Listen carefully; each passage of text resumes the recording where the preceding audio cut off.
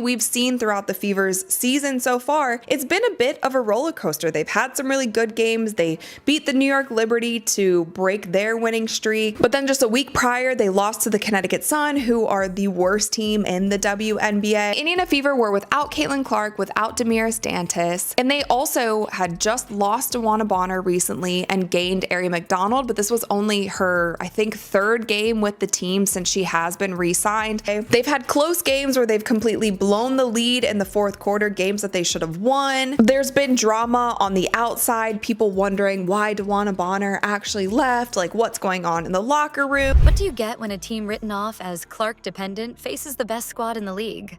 The result was as unpredictable as it gets. Stick around to find out how the Indiana Fever executed a masterclass in resilience and teamwork to silence the doubters in the biggest game of the season. Before we move on, I'd like to ask you a small favor. If you appreciate this content, please take a second to like this video and subscribe to the channel. Over 98% of you watch the videos without subscribing. It costs you nothing, but it makes a huge difference to us. So, did you click the subscribe button? Great. Thank you so much. Now, back to the video. Imagine this. You're facing the top team in the league. Caitlin Clark, not in the lineup. Damiris Dantas, also sidelined. Oh, and just days earlier, DeWanna Bonner, the backbone of veteran leadership, made a shocking exit from the squad. For most teams, this would be a wrap. But the Indiana Fever? They flipped the script in a way no one saw coming. Let's talk about the Minnesota Lynx for a second. The Indiana Fever are your 2025 Commissioner's Cup champions. Last night, they beat the Minnesota Lynx 74-59. And with this, you guys, they do get a $500,000 pot that will be split among the team. So they did win some money, and that's really cool. Before this game, I was like, Commissioner's Cup doesn't matter. It's not even a real game. It doesn't count towards their record. I don't care who wins. And then the Indiana Fever won, and I was so hyped for them. Like, it actually felt like a real championship game. But I think I was so excited because this was such an unexpected win for the Fever. The Lynx were heading into this game only having lost 2 games on the season, and they were also undefeated at home. They didn't just stroll into this game. They came roaring in. A 14-2 record, home court advantage, and Napheesa Collier playing like the MVP frontrunner she is. The narrative was practically written before the tip-off. ESPN ? They supposedly had their post-game highlight reel ready for another Lynx win. And you can't blame them. On paper, this matchup screamed blowout. The Fever weren't just underdogs. They looked like a rebuilding team waiting to roll over.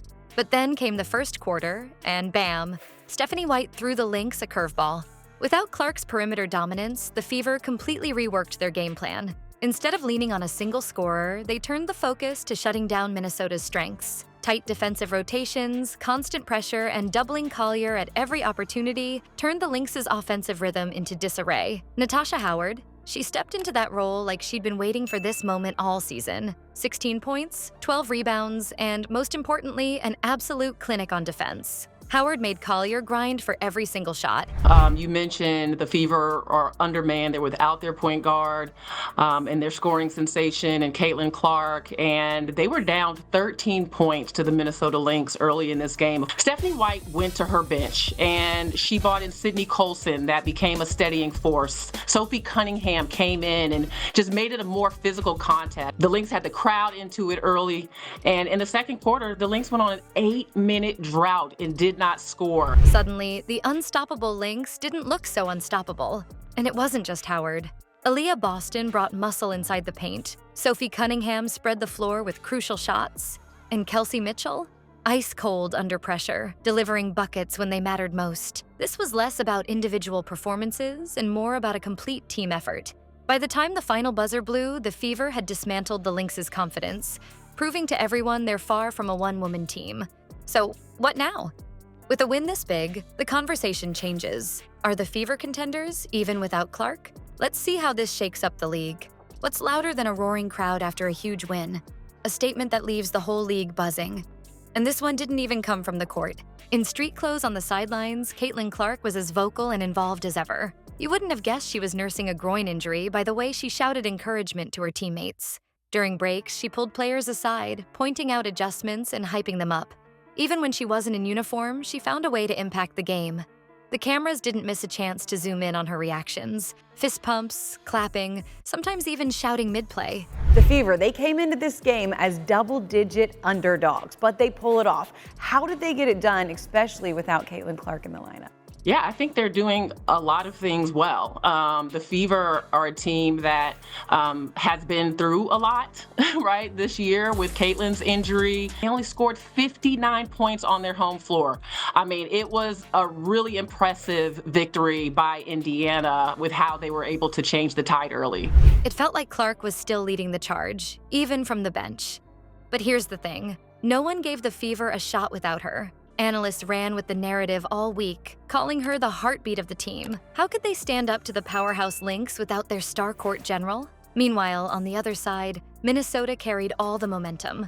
Their home court advantage, their 14-2 record, their confidence. It painted an impossible picture for Indiana. Take out Clark, and the Fever weren't supposed to survive.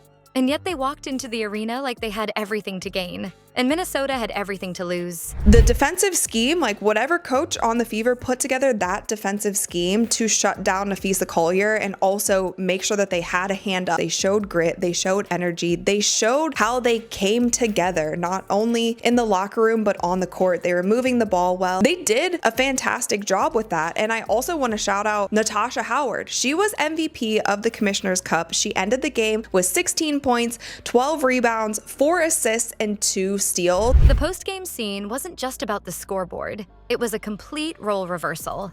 The Lynx, visibly deflated. The Fever, laughing, hugging, and yes, each cashing in on their slice of the Commissioner's Cup prize pool. $500,000 total. Kelsey Mitchell called it a gut check, breaking down how every player locked in and refused to let the moment overwhelm them. They didn't just play for themselves. They played for each other. That cohesiveness crushed any doubts about Indiana's grit. Then came Caitlin's words, simple but sharp. Guys, I just know everybody's sick. 6 words, and they stung like a mic drop. The league wasn't staring at a team carried by one star anymore. They were looking at a roster capable of changing the entire landscape. This wasn't an upset. It was a warning. So where does this leave Indiana now? The Fever didn't just pull off a win, they redefined what their season means. And Napheesa Collier right now is the frontrunner for MVP. She is having an incredible season, and a lot of people thought Fee was going to go off. Like there was nobody on the Fever who could guard her, and Natasha Howard stepped up to that challenge in this game and also in the last game against Dallas. Like she was all over the place, and she made such an impact. And some of Natasha Howard's impact on the floor doesn't always show up on the stat card. It has also taken her a few games to get into the flow of the Fever offense and really just like find her groove and find her place on this team. Beating the Lynx without Caitlin Clark wasn't just about grabbing a trophy or cashing a prize. It was a statement, a loud one. This team showed that their strength stretches far beyond one player. Natasha Howard's dominance, Kelsey Mitchell's leadership, and Aaliyah Boston's grit painted a picture of a roster capable of going the distance. So now let's hear from you. Does this victory mark the start of the Fever's rise to WNBA dominance? Drop your thoughts in the comments. One thing's certain, they're not done yet.